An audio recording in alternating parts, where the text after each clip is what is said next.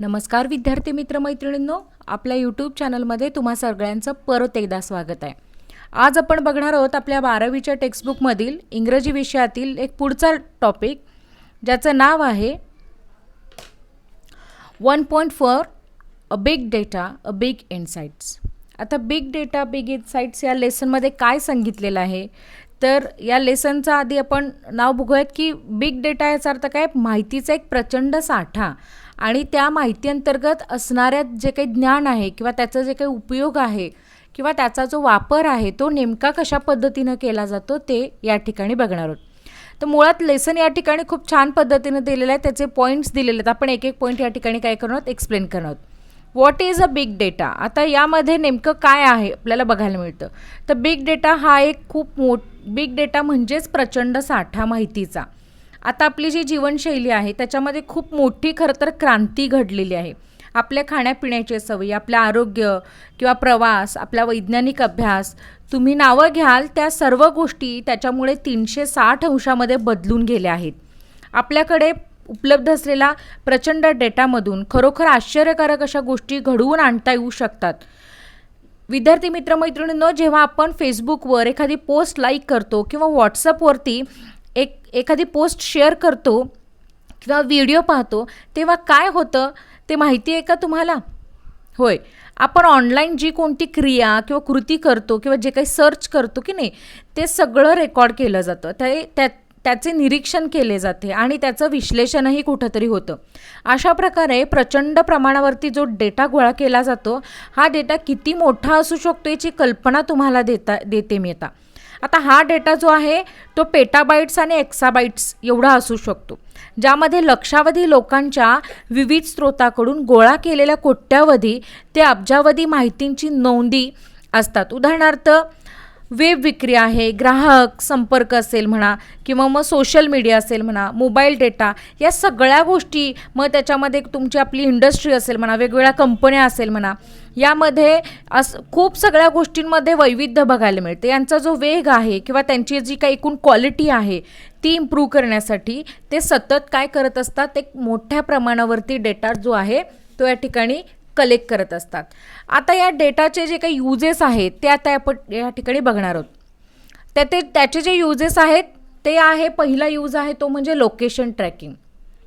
जो location tracking आता या ठिकाणी आपण बघू शकत असाल की एखाद्या ठिकाणची अचूक स्थान ओळखण्यासाठी किंवा ते ठिकाण नेमकं कुठे आहे ह्या माहितीसाठी आपल्याला आपण बघतो की GPS किंवा गुगल, नकाशे, बिग डेटांचा या ठिकाणी आपण काय करतो, उपयोग करतो. मग तिथली असणारी भौगोलिक स्थिती किंवा रेडिओ फ्रिक्वेन्सी जी काही आहे की नाही, या सेन्सरद्वारे आपल्याला तिथल्या रहदारीविषयी सुद्धा किंवा विशिष्ट मार्गावर असणारी गर्दी किंवा मार्ग बंद असल्याचे किंवा तो एक मार्गी किंवा वन वे काही आहे का हे आपल्याला या ठिकाणी कळतं. किंवा कुठे कुठे आपण सेन्सिटिव्ह एरिया आहे का जिथं म्हणजे ॲक्सिडेंट होऊ शकतो वगैरे, तर अशा सगळ्या गोष्टी काय केल्या जातात, समजतात. प्रवासाच्या वेळेनुसार किंवा मालाच्या वाहतुकीनुसार तुम्ही तुमच्या मार्गाची काय करू शकता, आखणी करू शकता. काही ऑनलाईन ऑर्डरसुद्धा जर तुम्ही केलं असेल तर त्याचं जे काही एकूण लोकेशन आहे तर ते सुद्धा तुम्ही काय करू शकता, ट्रॅक करू शकता. त्याचबरोबर तुम्ही या ठिकाणी जी काही ट्रॅक केलेली जी माहिती आहे त्यामध्ये तुम्ही काय करू शकता, एक वेगळ्या प्रकारची विश्वासार्हता या ठिकाणी काय बघायला मिळते. मला या ठिकाणी एक प्रसंग तुम्हाला सांगायचा आहे का, म्हणजे हे खरं तर या लेसनमध्ये नाही आहे, पण एक ॲज जनरल म्हणून, म्हणजे मी एके ठिकाणी एक व्हिडिओ बघितला होता. तर त्यामध्ये की नाही मला एक गोष्ट अशी मला खरं तर आश्चर्य वाटलं की तुम्ही हल्ली बघता की GPSने किंवा आपण मॅप लावतो, गुगल मॅप, हो की नाही. तर आता गमतीचा भाग आपण बाजूला ठेवूयात हां, पण यामध्ये की नाही GPS ट्रॅकिंग वगैरे लावल्यानंतर आपल्याला रस्ते, मार्ग कळतात, हे तर आहे. आणखीन आपल्याला कुठे ट्रॅफिक आहे हे सुद्धा समजतं. तर मध्यंतरी एकदा काय झालं होतं की लॉकडाऊन जेव्हा सुरू होतं की नाही, तेव्हा युरोपियन कंट्रीमध्ये एका व्यक्तीने एक प्रयोग असा केला, जेव्हा अगदी स्ट्रिक्टली लॉकडाऊन होतं, घरातून लोक बाहेर पडत नव्हती, अशा वेळेस त्यांनी काय केले की आपल्याजवळ असणारे जे 100 मोबाईल आणि 100 सिम कार्ड त्यांनी ॲक्टिव्ह केले आणि तो एका रस्त्यावरती, म्हणजे साधारण एक 100 मीटर रस्त्यावरती तो एक अर्धा तासही नाही बरं का, एक 10 मिनटं तो फिरला. आणि जसे 10 मिनटं झाले, इवन त्याच्या आतमध्येच तिथं पोलिसांची गाडी आली आणि त्यांनी चौकशी करायला सुरुवात केली की इथं ट्रॅफिक आलं कुठून. म्हणजे मला इथं काय म्हणायचं आहे की जे काय आपल्याला ट्रॅफिक दिसतं तर ते ट्रॅफिक हे लोकांचं नसतं, तर आपल्या मोबाईलमध्ये असणाऱ्या सिम कार्डचं ते ट्रॅफिक या ठिकाणी काय होत असतं, लोकेट करत असतं किंवा दिसतं. म्हणजे या ठिकाणी इथून पुढे तुमच्या लक्षात येईल की खरं वास्तविक पाहता जो हा बिग डाटा लेसनच्या माध्यमातून आपल्याला लोकेशन ट्रॅकिंग ही गोष्ट तर समजलेलीच आहे, पण हे एक या लेसनमध्ये नाही सांगितलेलं बरं का हा किस्सा, पण हा मला दिसला किंवा हे मी कुठंतरी ऐकलंय आणि हे मी तुम्हाला काय करते या ठिकाणी शेअर करते. चला तर मग आता पुढचं बघूयात. या ठिकाणी पुढे त्याच्यासाठी वापर अजून काय होतो, तर लोकेशन ट्रॅकिंगमध्ये तुम्ही बघू शकता की एखादा ठिकाण, एखादं स्थळ हे तुमच्या आवाक्याबाहेर आहे का, किंवा ते कोणत्या दिशेला आहे, किती अंतरावर आहे, हे सुद्धा आपण काय करू शकतो या ठिकाणी समजून घेऊ शकतो.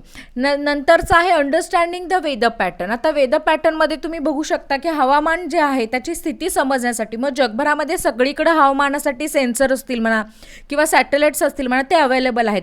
त्यांच्याकडून सतत प्रचंड प्रमाणावरती आपल्याला काय मिळत असतो, डेटा मिळत असतो. मग त्याच्यामुळे हवामान समजण्यासाठी, हवामानाचा अंदाज वर्तवण्यासाठी सुद्धा मदत होते. मग हे जे काही वेदर पॅटर्न्स आहेत त्याच्यामध्ये पूर असेल, भूकंप, त्सुनामी यासारखी जी काही येऊ घातलेली नैसर्गिक आपत्ती आहे त्याचा सुद्धा इशारा आपल्याला काय कळतो, तेव्हाच आपल्याला समजू शकतो. तर आवश्यक असलेली माहिती, मग तसेच ग्लोबल वॉर्मिंगसारखा किंवा पाण्यासारख्या नैसर्गिक स्रोतांची उपलब्धता याचा अंदाज घेण्यासाठी सुद्धा याचा छान पद्धतीने आपल्याला काय होऊ शकतो, उपयोग होऊ शकतो.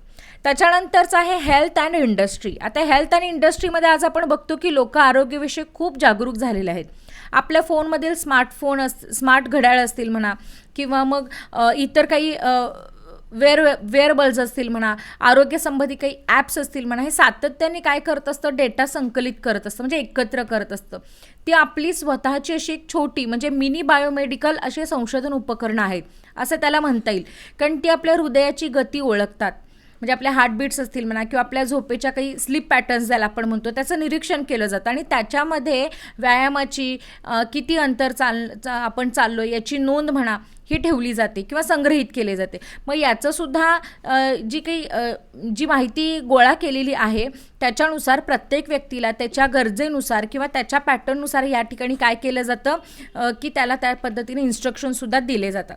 आता आपण हल्ली बघतो की या ठिकाणी ब्लड प्रेशर असेल म्हणा किंवा घरीच ब्लड शुगर असेल म्हणा, ह्याचे काही गॅजेट्ससुद्धा या ठिकाणी उपलब्ध झालेले आहेत. किंवा मग आपण रुग्णांमध्ये सुद्धा अगदी 24 तास देखरेखीची जी काही सुविधा आहे ही सुविधासुद्धा काय केली जाते, काही ॲप्सच्या माध्यमातून या ठिकाणी आपल्याला नोंदवली जाते. मग यामध्ये आपल्याला एक लक्षात येतं की म्हणजे एका विशिष्ट प्रकारची औषधं घेणाऱ्या रुग्णांची संख्या नेमकी किती आहे, तर त्याचा आकडा कमी झाला आहे का तो वाढत चाललेला आहे. मग याच्या सगळ्या नोंदी काय केल्या जातात, ठेवल्या जातात. कधी कधी असं होतं की साथीचे जे आजार असतात की नाही, तर ते आजार जेव्हा पसरतात, जसे की आता फ्लूसारखे आजार असतील, मग त्यामध्ये व्हॉट्सअप असेल म्हणा किंवा फेसबुक असेल म्हणा, यांच्यावरून काय केलं जातं की एक परीक्षण केलं जातं. मग फ्लूग्रस्त भाग कोणता आहे, मग तिथं खबरदारी घेतली पाहिजे. आता मध्यंतरी आपण बघितलेलं आहे की या ठिकाणी कोरोनाचा काळ होता, तेव्हा कोरोना संदर्भातले काही ॲपसुद्धा काढलेले होते बघा, हो की नाही. मग त्याच्यामध्ये आपल्या अवतीभोवती जर कोणी अफेक्टेड असेल तर त्यानुसार काय केलं जायचं की त्याची बरोबर आपल्याला सूचना ही ज्या त्या वेळेला आपल्या मोबाईलवरती यायची आणि आपण काय करू शकत होतो, तेव्हा छान अशी खबरदारी घेऊ शकत होतो. मग हा एक चांगला उपयोग त्या ठिकाणी होतो. किंवा मग ज्या फार्मास्युटिकल कंपन्या असतात की नाही, म्हणजे औषध तयार करणाऱ्या, तर त्यांनासुद्धा या ठिकाणी काय मिळालं जातो, इथूनच हा डेटा काय केला जातो, त्यांच्याकडून कलेक्ट केला जातो. म्हणजे सतत दिली जाणारी औषधं, मग ती साधारण कुठल्या आजारावर आहेत, साथीच्या आजारानंतर एक विशिष्ट प्रकारची औषधं बाजारामध्ये यायला लागतात, तर ती या सगळ्या संदर्भात मध्ये सुद्धा याचा डेटेचा काय होतो या ठिकाणी उपयोग केला जातो. नेक्स्ट आपण बघू शकतो बँकिंग आहे, फायनान्स आहे आणि ट्रेडिंग आहे. आता बँकिंगमध्ये तुम्ही बघू शकता की याच्यामध्ये खूप मोठ्या प्रमाणावरती गुंतवणुकीच्या ज्या पद्धतीचा अभ्यास केला जाऊ शकतो. म्हणजे लोक कोणत्या पद्धतीने जास्त गुंतवणूक करत आहेत, मग बँका असतील म्हणा किंवा फायनान्स कंपनी असतील म्हणा, या त्यांना काय करू शकतात, वेगवेगळ्या असे योजना त्यांना तयार करून देऊ शकतात. मग त्यांच्या ज्या काही एजन्सीज आहेत, मग त्यांच्या कामामध्ये एक जो काही हा डेटा त्यांनी कलेक्ट केलेला असतो की नाही, त्यांना खूप मदत होते की एका विशिष्ट पॅटर्नमध्येच लोक गुंतवत आहेत. मग त्यांची डिमांड काय आहे, त्यांची रिक्वायरमेंट काय, त्यांच्या सुविधा काय आहेत, यासुद्धा गोष्टी केल्या जातात. शिवाय आपण बघू शकतो की या ठिकाणी सायबर गुन्हे असतील म्हणा, त्याचे अंदाज बांधणे किंवा या ठिकाणी आपण बघू शकतो की त्याचे काही ऑडिट्स असतील म्हणा, ह्या सगळ्या गोष्टी काय केल्या जातात, कलेक्ट केल्या जातात आणि याचा वापर केला जातो.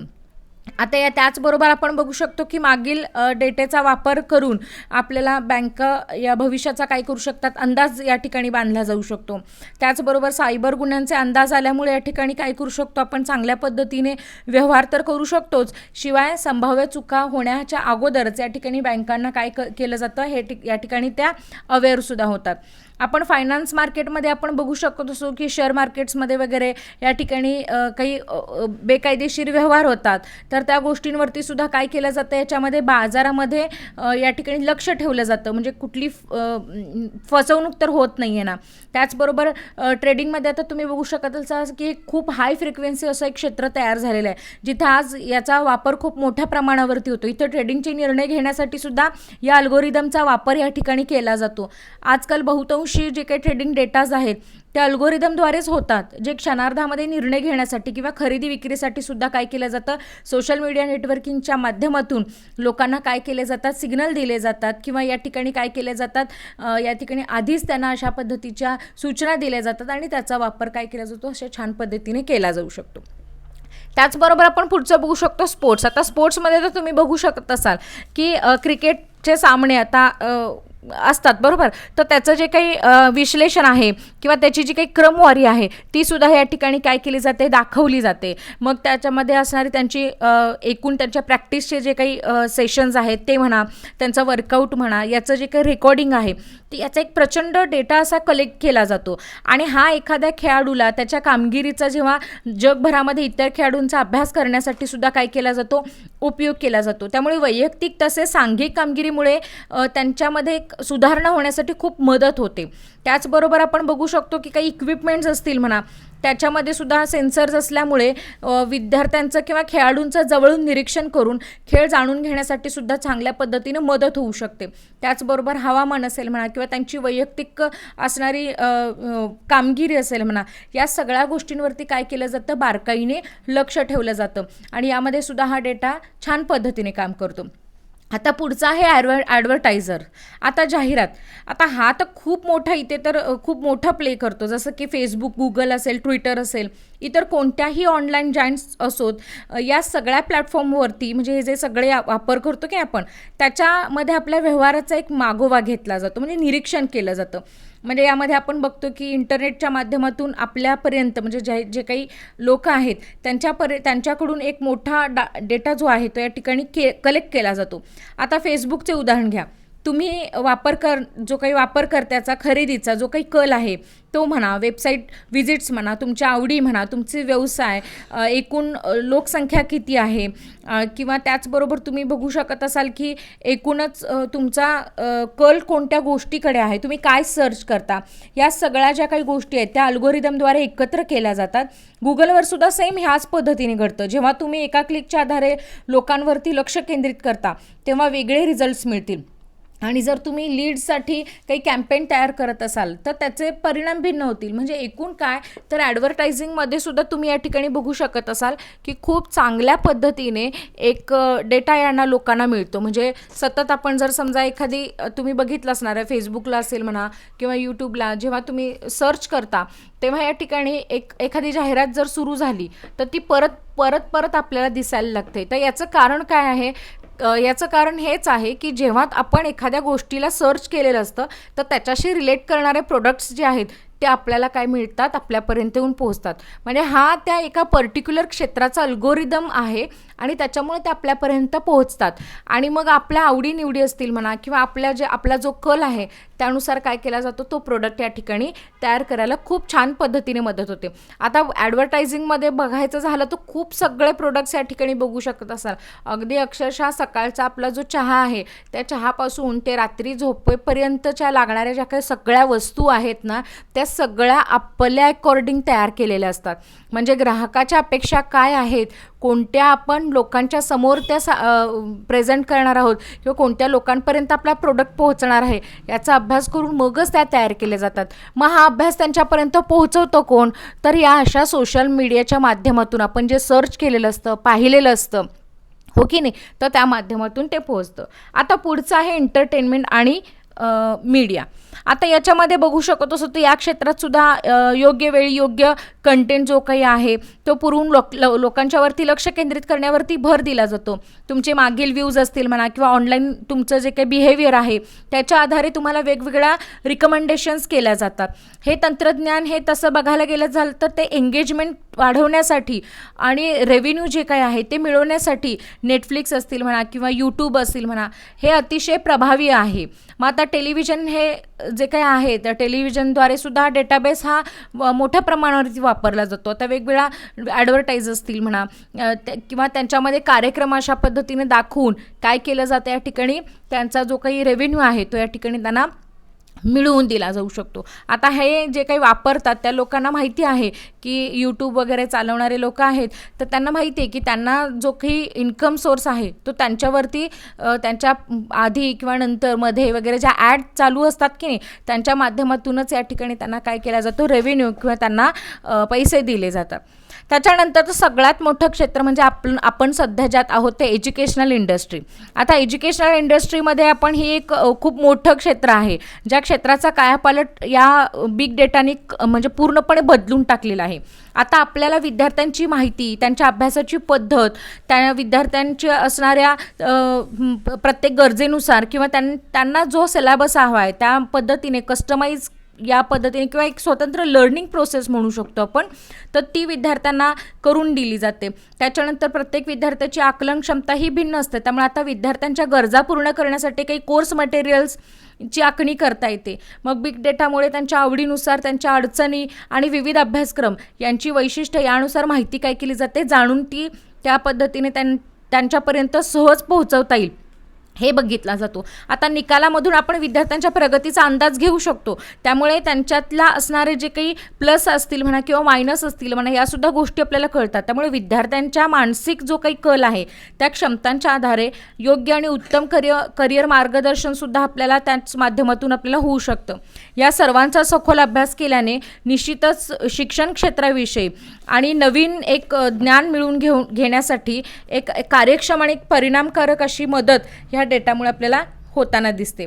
आता विद्यार्थ्यांची जी काही प्रगती आहे शिक्षण क्षेत्रातील ती सर्वांसाठी एकच पर्याय. त्यामध्ये सर्वात मोठ्या त्रुटीचा उपाय मिळवून दिला जातो याच्यामध्ये.